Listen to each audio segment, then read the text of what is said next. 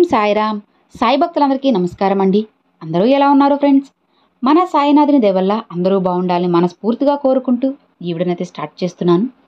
ఇక ఈ రోజు వీడియోలో బాబాగారు ఎలాంటి సందేశాన్ని మనందరి కోసం తీసుకొచ్చారు అంటే, తల్లి గుర్తుపెట్టుకోమ్మా, ఎప్పుడు ఎలాంటి సందర్భంలో కూడా ఎవ్వరితోనూ కూడా నీ రహస్యాల్ని అస్సలు పంచుకోవద్దు.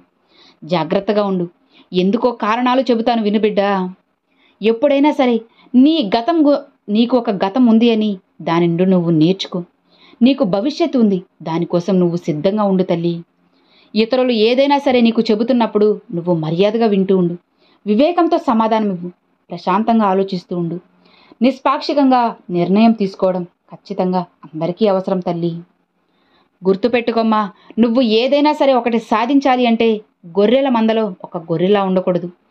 అడవిలో సింహంలా ఒంటరిగా వెళ్ళాలి. అప్పుడే కదా విజయం అనేది నీ సొంతమవుతుంది.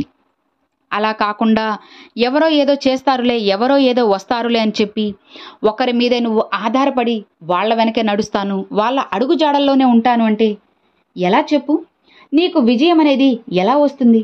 ఏదైనా సరే కష్టమైనా నష్టమైనా సరే నువ్వు ఒంటరిగానే వెళ్ళాలి. అప్పుడే కదా లోకం నిన్ను గుర్తిస్తుంది. గుర్తుపెట్టుకోమ్మా, ఇతరులకి నువ్వు మాట ఇచ్చే ముందు తట్టుకొని నిలబడాలని గుర్తుపెట్టుకో. ఒకవేళ నువ్వు ఆ మాట నిలబడలేవు అని అనుకున్నావు అంటే పొరపాటున కూడా మాట ఇవ్వకు. అందుకే చెబుతుంటాను కదా, మాట ఇచ్చే ముందు 1కి 10 సార్లు నువ్వు ఆలోచించాలి.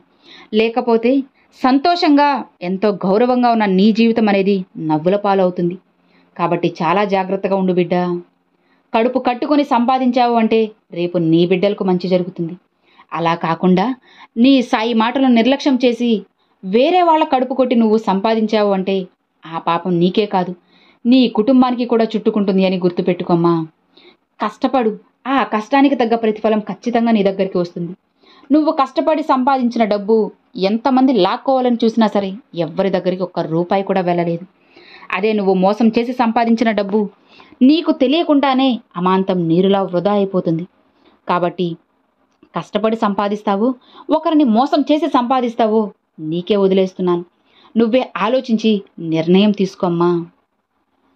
గొడవతో దూరం అయితే ఎప్పుడో ఒకప్పుడు మళ్ళీ కలుస్తారని అందరికీ నమ్మకం ఉంటుంది.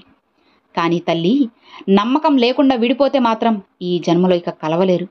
ఎందుకంటే చెప్తున్నాను కదా, నమ్మకం అనేది ఉంటే చాలు ఏదైనా సాధించగలమనేది. అసలు నమ్మకమే ప్రాణం లాంటిది. ప్రాణం పోతే మళ్ళీ తిరిగి వస్తుందా? లేదు కదా. అలానే ఒక్కసారి నమ్మకం పోయింది అంటే మళ్ళీ తిరిగి రాదు. అందుకే చాలా జాగ్రత్తగా ఉండాలి. ఇతరులు మనపై పెట్టుకున్న నమ్మకాన్ని ఎప్పుడు కూడా మనం నాశనం చేయకూడదు. అర్థమవుతుంది కదా తల్లి? ధైర్యంగా ఉండు. నువ్వు ఒక సమస్యను మోయటం కన్నా ఆ సమస్య కలిగించే ఆలోచనలను మోయడమే నీకు ఎంతో కష్టం. నిజమే కదా తల్లి? దేనినైనా సరే భరించగలను అని అనుకుంటేనే అందులో దిగు. అప్పుడే నువ్వు విజయాన్ని చేరుకొని రాగలవు. నేర్చుకోవడం అనేది శ్వాస తీసుకోవడం లాంటిదమ్మా. నువ్వు ఈ రెండిట్లో దేన్ని ఆపినా సరే నీ ప్రయాణం ఆగిపోతుంది అని గుర్తుపెట్టుకో. నువ్వు నేర్చుకోవడం ఆపేసినా, శ్వాస తీసుకోవడం ఆపేసినా సరే నువ్వు ఎలా ముందుకు వెళ్ళగలవు చెప్పు? ఆలోచించు. నేర్చుకోవడం ఆపేస్తే నువ్వు ఈ ప్రపంచంలో ఏదీ తెలుసుకోలేవు. అదే శ్వాస తీసుకోవడం ఆపేసావు అంటే అసలు ఈ ప్రపంచం ఏంటో కూడా నువ్వు గుర్తించలేవు. కాబట్టి ఈ రెండిట్లో దేనిని కూడా ఒక్కటి కూడా నువ్వు నిర్లక్ష్యం చేయకు తల్లి. గుర్తుపెట్టుకోమ్మా, నీ బాధలు ఏవి కూడా వద్దు అని, నీ విజయాలు మాత్రమే కావాలనుకునే నీ బంధాన్ని ఎప్పుడు కూడా నువ్వు మంచిగా నమ్మి మోసపోవద్దు తల్లి. ఎందుకంటే నీ బాధల్లో, నీ కష్టాల్లో, నీ సంతోషంలో, నీ విజయంలో తోడుండే వాళ్లే కదా అసలు సిసలైన బంధం. అలాంటి బంధాన్ని పొరపాటున కూడా నువ్వు ఎవరి గురించో ఆలోచిస్తూ 3వ వ్యక్తి గురించి పట్టించుకొని వదులుకోవద్దు. జాగ్రత్తగా ఉండు. నువ్వు చేయాల్సిన కృషి చేయకుండా కాలాన్ని, అదృష్టాన్ని నమ్ముకోవడం అస్సలు సరైనది కాదు తల్లి. అందుకే నేను రోజు చెబుతూ ఉంటాను కదా, కష్టపడు తల్లి, ఖచ్చితంగా అదృష్టం తానుగా నిన్ను వెతుక్కుంటూ వస్తుంది అని. అలా కాకుండా నేను ఏమీ చేయను, అన్నీ నాకు ఎదురు రావాలి అంటే ఎలా అమ్మా? అలా ఏదైనా ఉంటుందా చెప్పు? నువ్వు సాధ్యం కాదు అనుకుంటే ఏ పని కూడా నీకు చేత కాదు. అలా కాకుండా నేను చేయగలను అని ప్రయత్నించి చూడు. పోయేదేముంది చెప్పు? గెలిస్తే సంతోషం వస్తుంది, విజయం వస్తుంది. అదే ఓడిపోతే అనుభవం వస్తుంది. తరువాత నువ్వు ఈ తప్పు చేయకూడదు అని నువ్వు గ్రహించి ఈసారి మంచి పనులే చేస్తావు కదా, అప్పుడు ఖచ్చితంగా నీకు సంతోషమేగా వస్తుంది.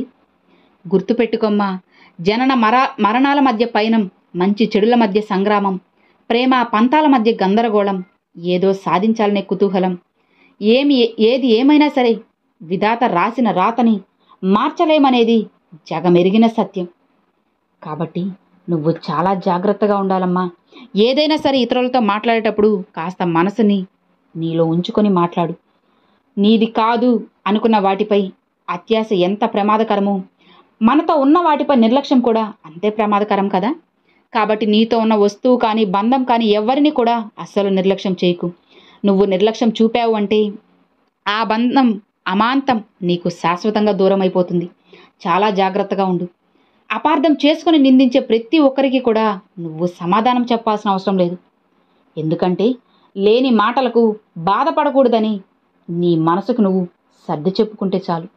అప్పుడు నువ్వు సంతోషంగా ఆనందంగా ఉండగలవు తల్లి. ఆఖరిగా ఒక్కటి చెబుతాను వినమ్మా. ఈ సృష్టిలో ఏదీ కూడా శాశ్వతం కాదు. మోడు వారిన చెట్టు ఎప్పటికీ కూడా అలానే ఉండదు కదా. మంచిగా మళ్ళీ చిగురిస్తుంది, పుష్టిస్తుంది, ఫలాలను ఇస్తుంది, అందరికీ నీడను కూడా ఇస్తుంది. అలానే జీవితంలో కష్ట నష్టాలు, మనుషుల్లో రాగద్వేషాలు కలకాలం నిలిచి ఉంటాయని మాత్రం ఎప్పుడూ అనుకోవద్దు. గతం గతహ అనుకొని బంధాలను చిగురింపజేసుకుంటూ పెంచుకుంటూ వర్ణభరితంగా జీవించాలి. అప్పుడే జీవితం అనేది చాలా సంతోషంగా అద్భుతంగా ఉంటుంది. అలా కాకుండా ఇక నా జీవితం ఇంతే, నేను ఏది కూడా చేయలేను అని అనుకొని నువ్వు నిరాశ పడ్డావు అంటే ఇక నీ జీవితం అలానే ఉంటుంది. కాబట్టి ఎప్పుడు కూడా అలా అనుకోకు. అలాంటి నిర్ణయాలు అస్సలు పొరపాటున కూడా తీసుకోకు. ఏదైనా సరే మంచిగా ఆలోచిస్తూ మంచి దారిలో వెళ్ళావు అంటే నీ జీవితం కూడా చాలా అద్భుతంగా, అందంగా, ఆనందంగా ఉంటుంది. నీ సాయి చెప్పే మాటలు అన్నీ నీకు అర్థమవుతున్నాయి కదా. జాగ్రత్తగా విను. చెప్పారు కదా విన్నాములే అని చెప్పి తర్వాత మళ్ళీ వదిలేకు తల్లి. వీటిని నువ్వు ఆచరించావు అంటే జీవితం అత్యద్భుతంగా ఉంటుంది. నువ్వు ఎంత గొప్పగా జీవించావో నీ చేతలు చెప్పాలి. అదే నువ్వు ఎంత గొప్పగా మరణించావో నీ పరులు చెప్పాలి. ఇది అసలు సిసలైన జీవితం అంటే. ఇలా జీవిస్తేనే జీవితానికి ఒక అర్థం, పరమార్థం రెండూ ఉంటాయమ్మా. మంచివారికి ఇతరులు హాని చేసినా సరే ఏమనరు అనుకోవడం కేవలం భ్రమ మాత్రమే. ఎందుకంటే తల్లి, దాహం తీర్చే నీరు పరిధి దాటితే చాలు నిలువునా ముంచి ప్రాణం తీస్తుంది. చీకటిని తొలగించి వెలుగును పంచే దీపం పొరపాటు చేసింది అంటే అన్నిటినీ దహింపచేస్తుంది. చల్లగాలితో హాయిని చేకూర్చే గాలి కూడా పెనుగాల్లా మారి వినాశనం సృష్టిస్తుంది. కాబట్టి మంచివారికి హాని తలపెడితే మంచి జరుగుతుంది అని మాత్రం ఎప్పుడూ అనుకోకు. అస్సలు భ్రమపడకు. అర్థమైంది కదా. చాలా జాగ్రత్తగా ఉండు. నీ సాయి మాటల్ని కొట్టిపారేకు తల్లి. జాగ్రత్తగా ఉండు అని బాబాగారితో చెప్తున్నారండి. చూశారు కదండి, ఈరోజు బాబాగారు పంపించిన ఈ మంచి సందేశం మీ అందరికి నచ్చింది అని అనుకుంటున్నాను. నచ్చితే ఒక చిన్న లైక్ చేయండి, మరికొంతమంది సాయి భక్తులకు షేర్ చేయండి. ఫస్ట్గా మన ఛానల్ చూసేవాళ్ళు సబ్స్క్రైబ్ చేసి సపోర్ట్ చేయండి friends. Thanks for watching. Om Sairam.